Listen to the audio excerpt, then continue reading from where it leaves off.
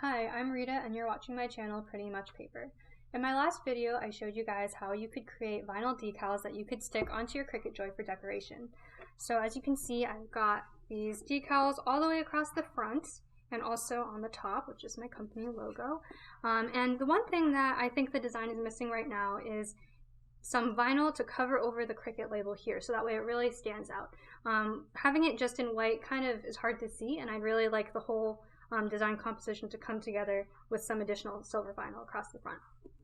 So you can achieve this in a couple of different ways. The most popular that I've seen is by layering a piece of vinyl over top the logo and then kind of using an X-Acto knife to cut around the edges. This can be done on vehicles as well, so if you wanted to use a holographic vinyl, for example, over something like a Jeep logo where the surface is raised up a little bit, then you could go and do that. However, this does risk scratching the surface underneath. So if you really want to make sure that you're protecting that, then using the X-Acto knife might not be the best option.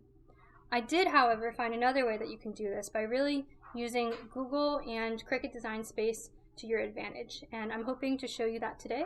I hope that you find it helpful. The first step is going to be measuring the cricut-joy logo.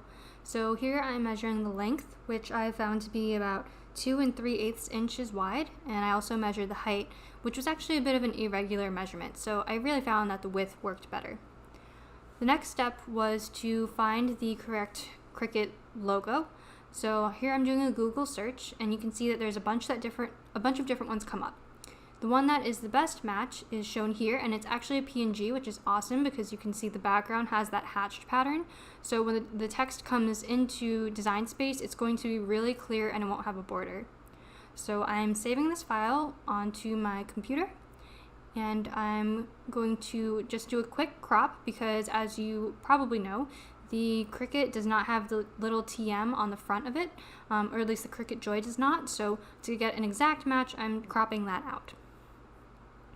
Once I have the crop the way that I like it, I can save this as a new version, and that will be the one that I'll upload into Design Space.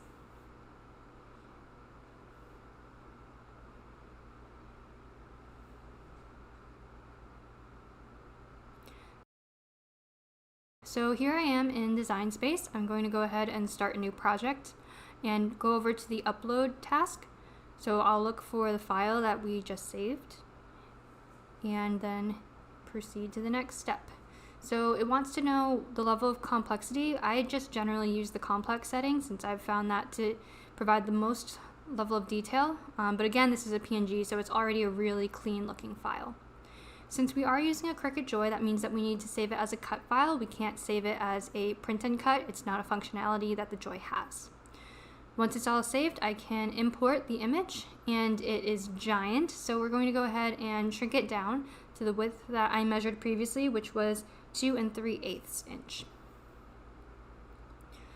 So before I start wasting any vinyl, I'm going to really want to make sure that this matches the actual cricut-joy logo. So I'm going to have a duplicate copy ready to go.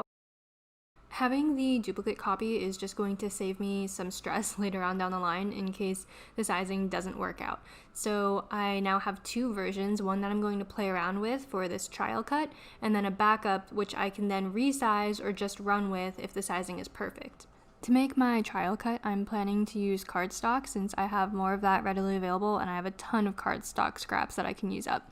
The only thing with doing this is that each individual letter will be separated if I leave the letters spaced out the way that they are. So I'm going to need to do something that will weld these together so I can do an easy comparison on the size. So here I am drawing out a rectangular bar to weld to the first logo, which is going to be our cardstock test cut. And I'm also going to make another rectangle to attach the eye, so the dot will be attached to the long part, I guess, of the eye. So in order to just have the cardstock one printed out, I'm going to hide the duplicate by clicking on the eye symbol, so now you can't see it, and it's only going to work with the one that is still visible. So I'm going to be doing this cut on a mat, and it's already positioned the way I like on the top left corner. So Design Space is finding the joy, and I'm going to go ahead and select medium cardstock at this point and get ready to load the material.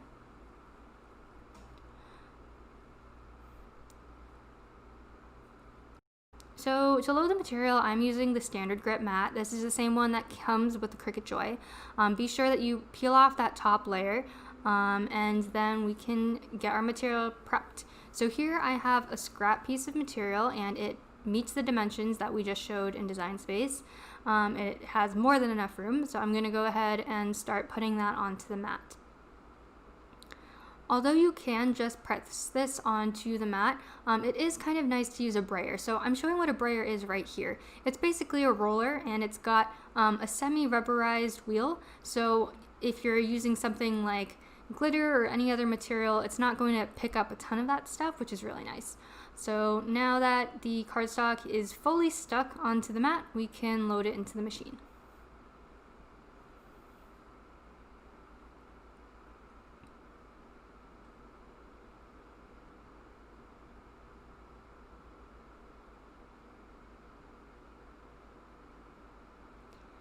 So the load is complete, and all that's left is to press go, and the Cricut Joy will start cutting. You can see here that I have more than enough material. If I wanted to use a smaller piece of scrap cardstock, I could definitely do so. I would just need to be more careful about the exact placement on the map in relation to Design Space. I'll probably make a separate video about that. So now we have our cut complete. It's really important when you're taking the material off the mat to bend the mat as much as possible instead of the material. This is going to help prevent it from warping. So we have the cutout there. Now that the logo is cut out, we can remove it from the mat. I'm choosing to use a spatula to do this, although you can use your hands. The advantage of using a spatula is that you really avoid any wrinkles or creases in whatever you're removing from the mat. You still want to make sure that you bend the mat as much as possible while keeping what you're removing flat. So I think the spatula is a really good way to do that, especially since keeping this logo flat is going to be really important to making sure that the sizing is correct. So here is the finished Cricut cutout, and we're going to see if it fits. And you can see that it lines up really nicely on the Cricut Joy. So you can really see that there isn't a lot of the white text peeking out from underneath, and so I'm pretty happy with that, which means I don't need to make any further adjustments to the original version of the logo, and it's ready to go. So this time around I will be cutting on vinyl, so the only difference to the procedure is going to be the material selection. So at this point I am going to actually need to go and find the right type of vinyl. I am not using smart vinyl this time around. It's actually just a normal premium vinyl, so that's the selection there. And now it's time to prepare the material. So for this I'm using a standard vinyl. This is actually a 12-inch long roll, which is obviously much larger than what the Cricut can handle, so we're going to go ahead and need to trim that down. The Cricut trimmer has this really nice extension arm, so I'm using that to help make sure that I'm getting the right dimensions. The Cricut cutter is going to need to have the vinyl fed in through the slot here. It is a bit of a tedious process, so I'm going to probably need to speed this up.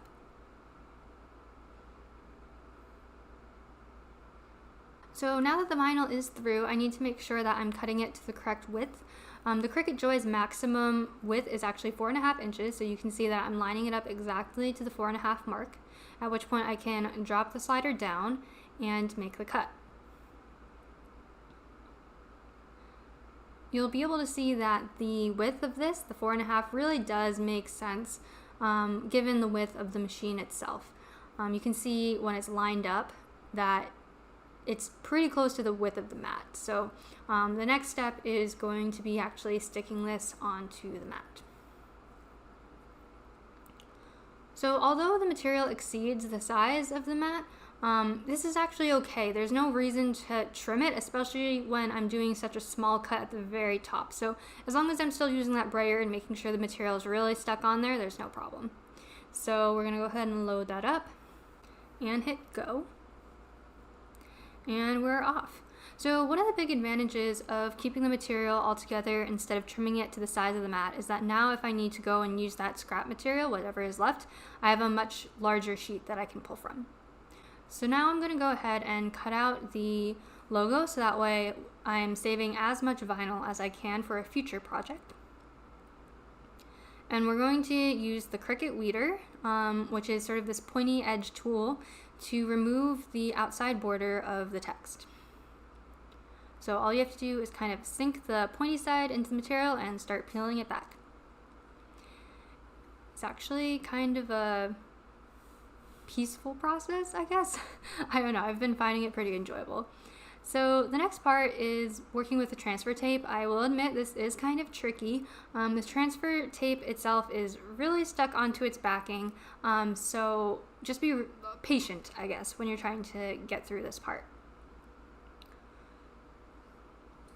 Once you do get it separated, you're going to just peel the entire backing off. So the white part is the backing and the sticky side is the transfer tape. So you're going to take the transfer tape and you're going to want to adhere that onto your vinyl decal. The next step is to use a scraper to make sure that the transfer tape adheres properly to the vinyl. The Cricut scraper is a really great tool to use for this, and I'm just going to go back and forth over the transfer tape so that way it will really stick on there. It's also helpful to do this as well on the back side. Sometimes when the vinyl does not peel up from the transfer tape, or rather when it doesn't stick to the transfer tape properly, it's because I forgot to actually use the scraper on the back. So definitely do both. And here it is all together. I'm going to pause the video here for a moment. Since the Cricut logo is going to go over top the raised surface on the Joy, I thought it would be easier to put down the other decals on the white area first, just to make sure that the taping of those wouldn't interfere with the logo itself. So I'm going to resume the video when I have all the other decals on my Joy. If you'd like to see how I went through that process, you can check out my other video. I'll link it down below. So with all the decals ready to go, the last part is to put down the Cricut logo. So one more time, I'm just using the scraper just to be absolutely certain it's going to work. And it's pretty easy to peel up the transfer tape, and you'll see right away that the vinyl is stuck onto the transfer tape, which is perfect. And so then all that's left is to really get this aligned properly onto the Cricut. Once I'm happy with the placement, I'm using the scraper tool once again right over the top. So long as the transfer tape is still there, I don't have to worry about scraping the surface underneath. With that complete, I can safely remove the transfer tape and the vinyl should be able to remain on the Cricut Joy. So you can see that happening here. I'm just doing it very slowly and continuing to check to make sure that nothing is peeling up with the tape instead of staying down. The cool thing about transfer tape is that you can actually use it multiple times. So I just used this once to put the Cricut logo down. So I'm going to grab the backing from it and just put the transfer tape right back over top, and I can use it for a future decal later on. And this is the finished look. As you can see, there aren't a lot of edges showing, and altogether, I think it's complete. So that concludes my video. As you can see, we've got the Cricut logo right across the front. I think it looks really good. You can't really see any of the white from underneath it at all. And it really does help to balance out the entire look. So I really hope that you found this helpful and find other ways that you can use this set of skills in other applications as well. Thanks for watching.